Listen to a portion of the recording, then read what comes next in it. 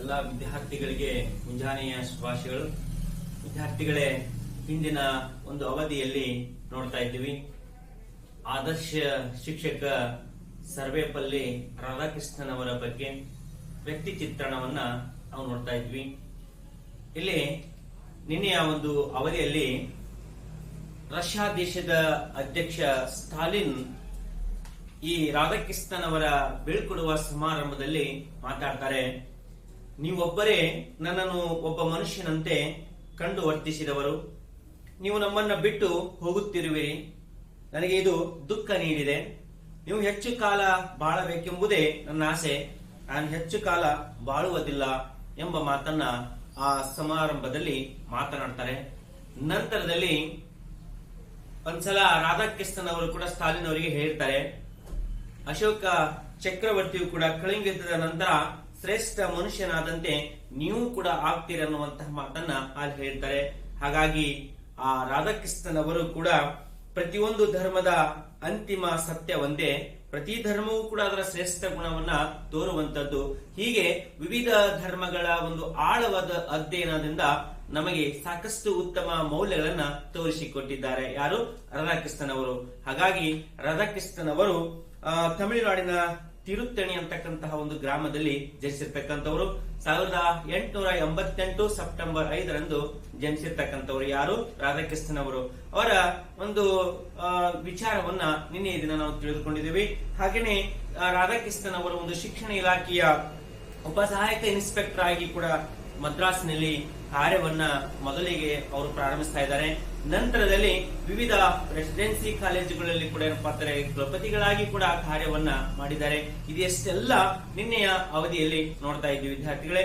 ಈಗ ಮುಂದಿನ ಒಂದು ಭಾಗಕ್ಕೆ ಬರೋಣ. ನೋಡ್ರಿ, ಒಬ್ಬ ಶಿಕ್ಷಕನಿಗೆ ಗೌರವ ಸಿಗ್ಬೇಕಾಗಿತ್ತು ಅಂತಂದ್ರೆ ಆ ಶಿಕ್ಷಕನ ಒಂದು ಬೋಧನೆಯಿಂದ ಮಾತ್ರ ಅವನ ಗೌರವ ವೃದ್ಧಿಸುತ್ತದೆ. ಹಾಗಾಗಿ ಶಿಕ್ಷಕನಿಗೆ ವಿನಯ ಮತ್ತು ಸೌಜನ್ಯಶೀಲತೆ ಇವೆಲ್ಲವೂ ಕೂಡ, ಸ್ನೇಹಶೀಲತೆ ಇವೆಲ್ಲವೂ ಕೂಡ ಇದ್ದಾಗ ಮಾತ್ರ ಅವನ ವ್ಯಕ್ತಿತ್ವ ಹೆಚ್ಚಾಗ್ತದೆ ಅನ್ನುವಂತ ಮಾತನ್ನ ಹೇಳ್ತಾ ಇದ್ದಾರೆ. ಮುಂದೆ ನೋಡೋಣ. ಅವರು ಕೋಲ್ಕತ್ತಾ ವಿಶ್ವವಿದ್ಯಾಲಯದ ತತ್ವಶಾಸ್ತ್ರ ಪ್ರಾಧ್ಯಾಪಕರಾಗಿ ನೇಮಕಗೊಂಡಾಗ ಮೈಸೂರಿನಿಂದ ಹೊರಟ ದಿನ ಅವರಿಗೆ ಕೊಟ್ಟಂತಹ ವೈಭವದ ಬೀಳ್ಕೊಡುಗೆ ಯಾವ ಚಕ್ರವರ್ತಿಗೂ ದೊರೆತಿರಲಾರದು. ನೋಡ್ರಿ, ಅವರು ತತ್ವಶಾಸ್ತ್ರದ ಪ್ರಾಧ್ಯಾಪಕರಾಗಿ ನೇಮಕಗೊಂಡಾಗ ಅವರು ಮೈಸೂರಿನಿಂದ ಹೋಗಬೇಕಾಗಿತ್ತು. ಹಾಗೆ ಆ ಮೈಸೂರಿನಲ್ಲಿರ್ತಕ್ಕಂತಹ ಎಲ್ಲ ವಿದ್ಯಾರ್ಥಿಗಳು ಕೂಡಿಕೊಂಡು ಅವರಿಗೆ ಬಹಳ ಒಂದು ಉತ್ತಮವಾಗಿರ್ತಕ್ಕಂತಹ ಒಂದು ಸಮಾರಂಭವನ್ನ ಅಲ್ಲಿ ಆಚರಣೆ ಮಾಡ್ತಾರೆ. ಹಾಗಾಗಿ ಆ ಸಮಾರಂಭ ಹೇಗಿರುತ್ತೆ ಅಂತ ಕೇಳಿದ್ರೆ, ಅವರಿಗೆ ಕೊಟ್ಟಂತಹ ವೈಭವ ಹೇಗಿರುತ್ತೆ ಅಂತ ಕೇಳಿದ್ರೆ, ಯಾವ ರಾಜನಿಗೂ ಯಾವ ಚಕ್ರವರ್ತಿಯೂ ಕೂಡ ಅಂತಹ ಒಂದು ವೈಭವ ಸಿಕ್ಕಿರ್ಲಿಕ್ಕಿಲ್ಲ. ಹಾಗಾಗಿ ಅಂತಹ ವೈಭವ ಪೂರ್ಣವಾಗಿರ್ತಕ್ಕಂತಹ ಸಮಾರಂಭದಲ್ಲಿ ಅವರು ಇರ್ತಾರೆ. ಯಾರು? ರಾಧಾಕೃಷ್ಣನ್ ಅವರು. ಹಾಗಾಗಿ ಅಂದಿನ ವಾತಾವರಣದಲ್ಲಿ ಇದ್ದಿದ್ದು ವೈಭವಕ್ಕಿಂತ ಹೆಚ್ಚಾಗಿ ಹೃದಯದಿಂದ ನೇರವಾಗಿ ಹೊರಹೊಮ್ಮಿದ ಗುರುಪ್ರೇಮ. ಎಲ್ಲ ವಿದ್ಯಾರ್ಥಿಗಳು ಗುರುವಿನ ಮೇಲೆ ಇರ್ತಕ್ಕಂತಹ ಒಂದು ಪ್ರೇಮವನ್ನ ತೋರ್ಪಡಿಸ್ತಾರೆ. ಹಾಗಾಗಿ ಅಲ್ಲಿ ವೈಭವಕ್ಕಿಂತ ಹೆಚ್ಚಾಗಿ ಕಂಡಿದ್ದು ಅಲ್ಲಿ ಗುರುಪ್ರೇಮ, ಗುರುವಿನ ಒಂದು ಪ್ರೇಮ. ಹಾಗಾಗಿ ವಿದ್ಯಾರ್ಥಿಗಳು ಏನ್ ಮಾಡ್ತಾರೆ, ಆ ವಿದ್ಯಾರ್ಥಿಗಳು ಎಲ್ಲರಲ್ಲೂ ಕೂಡ ಭಕ್ತಿ ಪ್ರೇಮದ ಚಿಲುಮೆ ಉಕ್ಕಿ ಬಂತು. ನಂತರದಲ್ಲಿ ರಾಧಾಕೃಷ್ಣನ್ ಅವರನ್ನು ಮಹಾರಾಜ ಕಾಲೇಜಿನಿಂದ ರೈಲು ನಿಲ್ದಾಣಕ್ಕೆ ಕರೆದೊಯ್ಯುವಾಗ ಸಾರೋಟಿಗೆ ಕುದುರೆಯನ್ನ ಕಟ್ಟಲಿಲ್ಲ. ನೋಡ್ರಿ, ಮಹಾರಾಜ ಕಾಲೇಜಿನಿಂದ ಅವ್ರು ಎಲ್ಲಿಗೆ ಹೋಗ್ತಾ ಇದ್ರಪ್ಪ ಅಂತ ರೈಲು ಬೋಗಿ ಸ್ಟೇಷನ್ಗೆ ಹೋಗ್ತಾ ಇದ್ರು. ಹಾಗಾಗಿ ಅಲ್ಲಿವರೆಗೂ ಕೂಡ ಏನಪ್ಪಾ ಅಂತಂದ್ರೆ ಸಾರೋಟ್ ಅಂದ್ರೆ ನಿಮ್ಗೆ ಗೊತ್ತದೆ, 4 ಕುದುರೆಗಳನ್ನ ಕಟ್ಟಿ ಓಡಿಸ್ತಕ್ಕಂಥ 4 ಗಾಲಿಗಳನ್ನ ಒಳಗೊಂಡಿರ್ತಕ್ಕಂಥ ಒಂದು ರಥ, ಗಾಡಿ ಅಂತ ಹೇಳ್ತೀವಿ. ಆ ಗಾಡಿಗೆ ಕುದುರೆಗಳನ್ನ ಕಟ್ಟಲಿಲ್ಲ, ಸ್ವತಃ ವಿದ್ಯಾರ್ಥಿಗಳೇ ಆ ಸಾರೋಟನ್ನ ಎಳೆದೊಯ್ತಾ ಇದ್ರು. ನಂತರದಲ್ಲಿ ನೋಡ್ರಿ, ಅವರು ಸ್ವತಃ ವಿದ್ಯಾರ್ಥಿಗಳೇ ಎಳೆದೊಯ್ದರು. ರಾಧಾಕೃಷ್ಣನ್ ಅವರಿಗಾಗಿ ಕಾದಿರಿಸಿದ ಕಂಪಾರ್ಟ್ಮೆಂಟ್ ಅನ್ನು ಆ ರೈಲು ಬೋಗಿಯಲ್ಲಿ ಒಂದು ಜಾಗವನ್ನ ಮೀಸಲಾಗಿಸಿದ್ರು, ರಿಸರ್ವೇಶನ್ ಮಾಡಿಸಿದ್ರು. ಹಾಗಾಗಿ ಅಲ್ಲಿ ಹೊರಗು ದಿಂಬು ಹಾಗೂ ರತ್ನ ಗಂಬಳಿಯನ್ನು ಹಾಸಿ ಮಲಗುವ ಸೀಟನ್ನು ಕೂಡ ನೆಲವನ್ನು ಹೂವಿನಿಂದ ಸುಪ್ಪತ್ತಿಗೆಯಂತೆ ಮಾಡಿ ದೈವ ಮಂದಿರವನ್ನು ಭಕ್ತರು ಅಲಂಕಾರ ಯಾವ ರೀತಿ ಮಾಡ್ತಾರೋ ಅದೇ ರೀತಿ ಕೂಡ ಏನಪ್ಪಾ ಅಂತಂದ್ರೆ ಆ ರೈಲು ಬೋಗಿಯಲ್ಲಿ ಅವರು ಕೂಡ್ತಕ್ಕಂತಹ ಸ್ಥಳವನ್ನ ಬಹಳಷ್ಟು ಅಲಂಕಾರವನ್ನ ಮಾಡಿದ್ರು. ಹಾಗಾಗಿ ಆ ಅಲಂಕಾರ ಮಾಡಿ ಎಲ್ಲ ವಿದ್ಯಾರ್ಥಿಗಳು ಕೂಡ ಏನು ಘೋಷಣೆ ಮಾಡ್ತಿದ್ರು ಅಂತ ಕೇಳಿದ್ರೆ, ರಾಧಾಕೃಷ್ಣನ್ ಅವರಿಗೆ ಜಯವಾಗಲಿ, ರಾಧಾಕೃಷ್ಣನ್ ಅವರಿಗೆ ಜಯವಾಗಲಿ ಅಂತಕ್ಕಂತಹ ಕೂಗು ಇಡೀ ರೈಲ್ವೆ ಸ್ಟೇಷನ್ನಿನಲ್ಲಿರ್ತಕ್ಕಂಥ ಆವರಣದಲ್ಲಿ ಅದು ಪ್ರತಿಧ್ವನಿಸ್ತಾ ಇತ್ತು. ಹಾಗಾಗಿ ಆ ದಿನ ಭಾವೋದ್ರೇಕದಿಂದ ಅದೆಷ್ಟು ಜನ ಅತ್ತರು ನೋಡ್ರಿ. ಅವರನ್ನ, ಒಬ್ಬ ಗುರುಗಳನ್ನ ನಾವು ಕಳ್ಕೊತೀವಪ್ಪ ಅಂತಂದ್ರೆ, ಅವರು ನಮ್ಮನ್ನ ಬಿಟ್ಟು ದೂರ ಆಗ್ತಾರೆ ಅಂತಂದ್ರೆ, ಆ ಗುರುವಿನ ಪ್ರೇಮ, ಗುರುವಿನ ಮೇಲೆ ಇರ್ತಕ್ಕಂತಹ ಒಂದು ಭಕ್ತಿ ಉಕ್ಕಿ ಬರ್ತದೆ. ಹಾಗಾಗಿ ನಮ್ಮಲ್ಲಿ ಕಣ್ಣೀರು ಬರ್ತಿತ್ತು. ಆ ನೋವು, ದುಃಖ ನಮಗೆ ಮತ್ತೆ ಮತ್ತೆ ಮರುಕಳಿಸ್ತಾ ಇರ್ತದೆ. ಹಾಗಾಗಿ ಆ ಸಮಯದಲ್ಲಿ ಎಲ್ಲಾ ವಿದ್ಯಾರ್ಥಿಗಳು ಇಂತಹ ಗುರುವಿನ, ಇಂಥ ಅಪಾರವಾಗಿರ್ತಕ್ಕಂತಹ ವ್ಯಕ್ತಿತ್ವವನ್ನು ಒಳಗೊಂಡಿರ್ತಕ್ಕಂತಹ ಗುರುವಿನನ್ನ ನಾವು ಕಳ್ಕೊತಾ ಇದ್ದೇವಲ್ಲ ಅಂತ ಹೇಳಿ ಆ ವಿದ್ಯಾರ್ಥಿಗಳ ಮನಸ್ಸಿನಲ್ಲಿ ಭಾವೋದ್ರೇಕದಿಂದ ಅವರಲ್ಲಿ ಕಣ್ಣೀರು ಬರ್ತದೆ. ಅದೆಷ್ಟು ಜನ ಆಗ್ತಾರೋ ಗೊತ್ತಿಲ್ಲ. ವಿದ್ಯಾರ್ಥಿಗಳು ತೋರಿದ ವಿಶ್ವಾಸ ಅವರ ಕಣ್ಣಿನಲ್ಲೂ ಕೂಡ ನೀರು ಬಂತು ನೋಡ್ರಿ. ವಿದ್ಯಾರ್ಥಿಗಳು ಪ್ರೀತಿ ಪ್ರೇಮದಿಂದ ತೋರಿರತಕ್ಕಂತಹ ಅವರು ಆ ಸಂದರ್ಭವನ್ನು ನೋಡಿಯೂ ಕೂಡ ಏನಪ್ಪಾ ಅಂತಂದ್ರೆ ರಾಧಾಕೃಷ್ಣನ್ ಅವರ ಕಣ್ಣಿನಲ್ಲೂ ಕೂಡ ನೀರು ಬಂತು. ಹಾಗಾಗಿ ಸ್ವಾತಂತ್ರ್ಯ ಪೂರ್ವದಲ್ಲೂ, ಸ್ವಾತಂತ್ರ್ಯ ಬಂದ ಆರಂಭದಲ್ಲೂ ಕೂಡ ಪಾಶ್ಚಿಮಾತ್ಯರು ಭಾರತಕ್ಕೆ ಮನ್ನಣೆ ನೀಡುತ್ತಿರಲಿಲ್ಲ ನೋಡ್ರಿ. ನಮ್ಮ ಸ್ವಾತಂತ್ರ್ಯ ಶಿವಕ್ಕಿಂತ ಮುಂಚಿತವಾಗಿಯೂ ಕೂಡ ನಮಗೆ ಪಾಶ್ಚಿಮಾತ್ಯರು ಗೌರವವನ್ನು ನೀಡುತ್ತಿರಲಿಲ್ಲ. ನಂತರದಲ್ಲಿಯೂ ಕೂಡ ಏನಪ್ಪಾ ಅಂತ ಸ್ವಾತಂತ್ರ್ಯ ಸಿಕ್ಕ ನಂತರವೂ ಕೂಡ ನಮಗೆ ಪಾಶ್ಚಿಮಾತ್ಯರು ಮನ್ನಣೆ ನೀಡುತ್ತಿರಲಿಲ್ಲ. ಹಾಗಾಗಿ ಭಾರತದ ವಿಷಯದಲ್ಲಿ ಪಾಶ್ಚಾತ್ಯರಿಗಿದ್ದ ಈ ಕಲ್ಪನೆಯನ್ನ ತೊಡೆದು ಹಾಕಿ ಅದನ್ನ ದೂರ ಮಾಡಿ ಅದರ ಸ್ಥಾನದಲ್ಲಿ ನ್ಯಾಯ ಸಮ್ಮತವಾಗಿರ್ತಕ್ಕಂತಹ ಬೇರೊಂದು ಕಲ್ಪನೆಯನ್ನ ತೋರಿಸುವುದು ಅವಶ್ಯಕವಾಗಿತ್ತು. ನಮ್ಮ ಭಾರತ ಅಂತಕ್ಕಂಥದ್ದು ಏನು, ನಮ್ಮ ಸಂಸ್ಕೃತಿ ಅಂತಕ್ಕಂಥದ್ದು ಏನು ಅಂತೇಳಿ ಅವ್ರಿಗೆ ಗೊತ್ತಾಗಬೇಕಾಗಿತ್ತು.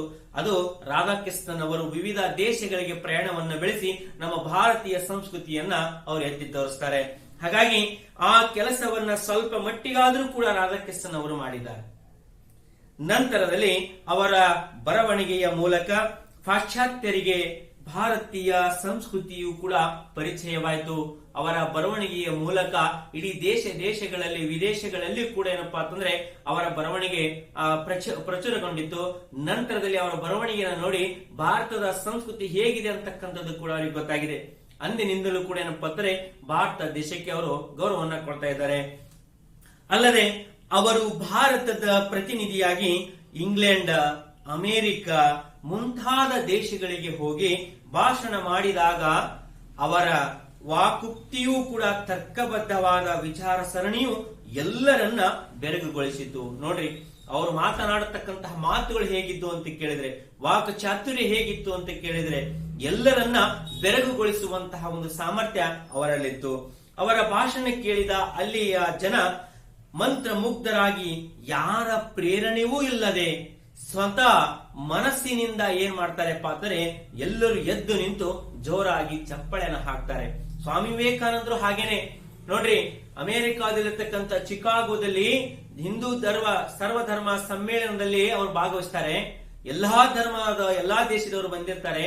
ಆದ್ರೆ ಸ್ವಾಮಿ ವಿವೇಕಾನಂದರು ಕೂಡ ಕೊನೆಯಲ್ಲಿ ಮಾತನಾಡ್ತಾರೆ.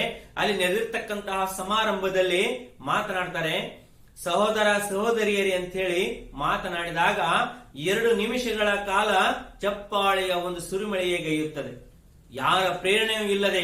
ಯಾಕಂತ ಕೇಳಿದ್ರೆ ಅವರಲ್ಲಿ ಅಂತಹ ಒಂದು ಸಾಮರ್ಥ್ಯ ಇದೆ, ಅಂತಹ ಅದ್ಭುತವಾಗಿರ್ತಕ್ಕಂತಹ ವಾಕ್ ಚಾತುರ್ಯ ಇದೆ. ಅಂತಹ ವಾಕ್ ಚಾತುರ್ಯದಿಂದ ಯಾರನ್ನ ಬೇಕಾದ್ರೂ ಕೂಡ ನಾವು ಆಕರ್ಷಣೆ ಮಾಡಿಸಿಕೊಳ್ಳಬಹುದು. ಹಾಗಾಗಿ ನೋಡ್ರಿ, ಎದ್ದು ನಿಂತು ಎಲ್ಲರೂ ಕೂಡ ಜೈಕಾರ ಮಾಡಿ ಗೌರವವನ್ನು ಸೂಚಿಸ್ತಾರೆ. ಯಾರಿಗೆ? ಡಾಕ್ಟರ್ ಸರ್ವಪಲ್ಲಿ ರಾಧಾಕೃಷ್ಣನ್ ಅವರಿಗೆ. ಹಾಗೇನೆ ರಾಧಾಕೃಷ್ಣನ್ ಅವರು ಕೂಡ ಹಿಂದೂ ಧರ್ಮದ ತತ್ವಶಾಸ್ತ್ರ ಮತ್ತು ಸಾಹಿತ್ಯವನ್ನೆಲ್ಲ ಅಧ್ಯಯನ ಮಾಡ್ತಾರೆ. ಯುರೋಪಿಯನ್ ತತ್ವಶಾಸ್ತ್ರ ಮತ್ತು ಸಾಹಿತ್ಯದ ಅಭಿವ್ಯಕ್ತ ವಿಚಾರಗಳಿಂದ ಅವರ ವಿಶ್ವ ದೃಷ್ಟಿ ಹೇಗಿತ್ತು ಮತ್ತು ತಾತ್ವಿಕ ದೃಷ್ಟಿಕೋನ ಇವೆಲ್ಲವೂ ಕೂಡ ಪ್ರಭಾವಕ್ಕೆ ಒಳಗಾಗಿದ್ರು. ನಂತರದಲ್ಲಿ ಸ್ವಾಮಿ ವಿವೇಕಾನಂದರ ಒಂದು ವಿಚಾರಧಾರೆಗಳನ್ನ ಓದಿಕೊಂಡು ಅವರ ವಿಚಾರಧಾರೆಗಳಿಗೆ ಆಕರ್ಷಣರಾಗ್ತಾರೆ. ಯಾರು? ರಾಧಾಕೃಷ್ಣನ್ ಅವರು. ಅವ್ರು ಹೇಳ್ತಾರೆ, ಹಿಂದೂ ಧರ್ಮವು ಒಂದು ವೈಚಾರಿಕ ಜೀವನ ಮಾರ್ಗವೆಂದು. ನೋಡ್ರಿ, ಹಿಂದೂ ಧರ್ಮ ಅಂತಕ್ಕಂಥದ್ದು ಒಂದು ವೈಚಾರಿಕವಾಗಿರ್ತಕ್ಕಂತಹ ಜೀವನ ಮಾರ್ಗ, ನೈತಿಕ ಮೌಲ್ಯಗಳನ್ನ ಒಳಗೊಂಡಿರ್ತಕ್ಕಂತಹ ಒಂದು ಧರ್ಮ. ಹಾಗಾಗಿ ನೈತಿಕ ಗುಣಾತ್ಮಕ ವಿಷಯಗಳನ್ನ ಒಳಗೊಂಡಿರ್ತಕ್ಕಂತಹ ಒಂದು ಧರ್ಮ.